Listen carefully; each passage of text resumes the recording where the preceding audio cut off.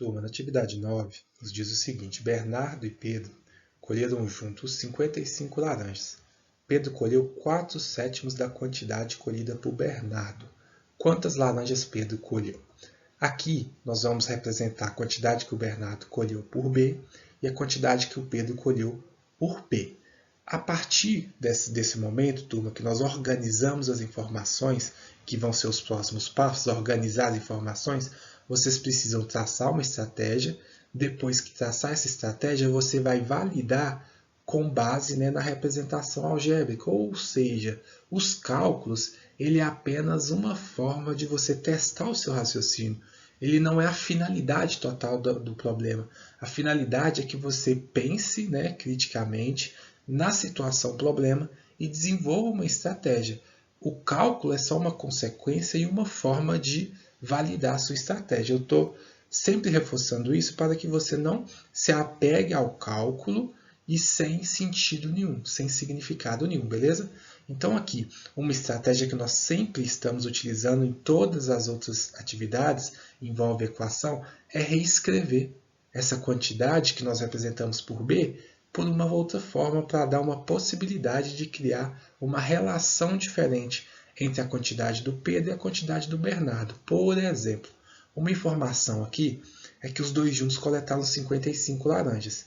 Então eu posso falar que a quantidade que o Bernardo coletou é igual a 55 menos P, ou seja, 55 menos a quantidade que o Pedro coletou. Da mesma maneira, eu posso falar que a quantidade que o Pedro coletou é igual a 55 menos B. Ou seja, se eu pego os 55 laranjas, que é o total, e retiro a quantidade que o Bernardo coletou, sobra a quantidade que o Pedro coletou. A partir daqui, eu tenho uma outra informação que eu posso utilizar como base, que o Pedro colheu 4/7 da quantidade colhida por Bernardo. Para ilustrar a situação, se eu considerar que essa barra é a quantidade colhida por Bernardo, o Pedro ele vai ter colhido uma quantidade que representa essa barra dividida em 7 partes, e se eu pegar 4 dessas partes, é a quantidade que ele coletou, ou seja, 4/7. Então, reescrevendo já com equação, utilizando letras, eu posso falar que P, a quantidade que o Pedro coletou, é igual a 4/7, ou seja, 4/7 do que o Bernardo coletou. Só que quando eu faço isso, eu crio uma equação com duas incógnitas. E com duas incógnitas, a gente ainda não aprendeu a resolver essa equação. Nós precisamos fazer com que essa equação tenha apenas uma incógnita. Então, eu vou substituir o B por quê? Por essa informação que também representa a quantidade que o Bernardo coletou. Quando eu faço essa substituição, eu passo a ter uma equação com a mesma incógnita. E equação com a mesma incógnita, com certeza a gente já está fera para resolver. Um primeiro passo possível para entender melhor essa equação é reescrever os denominadores. Porque como nós vamos precisar cancelar denominadores, é importante lembrar que embaixo do P tem um 1, embaixo do 55 menos P também o denominador é 1. Porque aí na hora de você fazer a multiplicação, depois cancelar os denominadores, fica mais tranquilo. Olha aqui, por exemplo, nós estamos multiplicando numerador com numerador, 4 vezes 55 menos P, denominador com denominador, 7 vezes 1. Simplificando mais ainda, nós vamos ter 7 aqui embaixo e em cima 4 vezes 55 menos P. Por que eu não multipliquei, pessoal? Porque é estrategicamente. Antes de você multiplicar, fazer a distributiva, simplifica os denominadores e aí depois você faz a distributiva. Então, simplificando os denominadores, toda vez que eu for encontrar o MMC entre 1 e qualquer valor, é o outro número. Entre 1 e 5 é 5. Entre 1 e 4 é 4, porque 1 é um divisor de todos os números.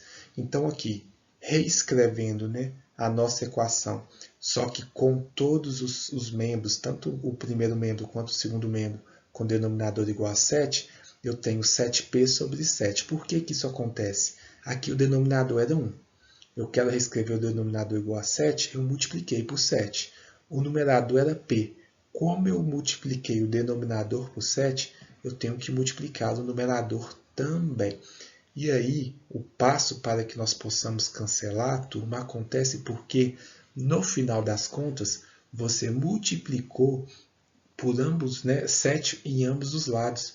Quando você multiplica aqui por 7 e aqui por 7 também, você, na teoria, dividiria 7 por 7. Então, quando você dividisse o 7 que está multiplicando e o 7 que está dividindo, o denominador poderia ser desconsiderado, porque o resultado é 1, e 1 vezes qualquer coisa é 1.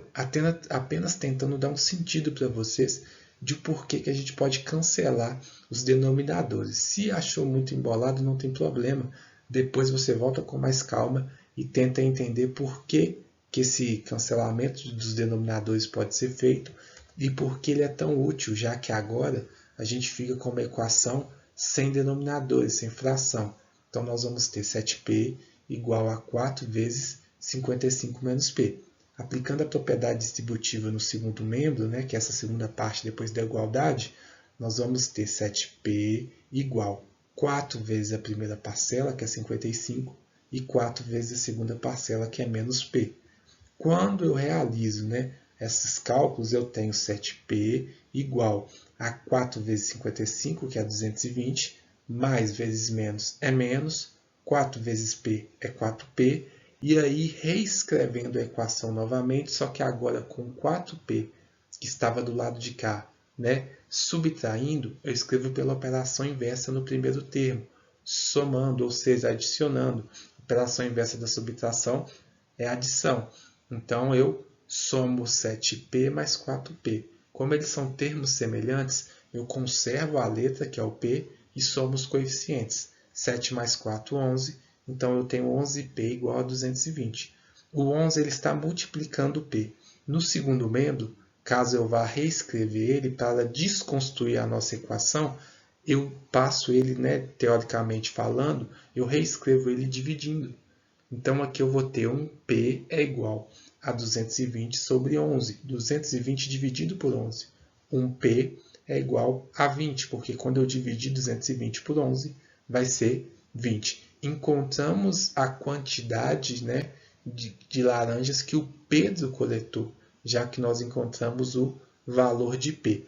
E aí, se nós retornarmos, né, aos nossos esquemas aqui para raciocinar, eu substituo no lugar do p o 20, eu calculo que 55 menos 20 é igual a 35.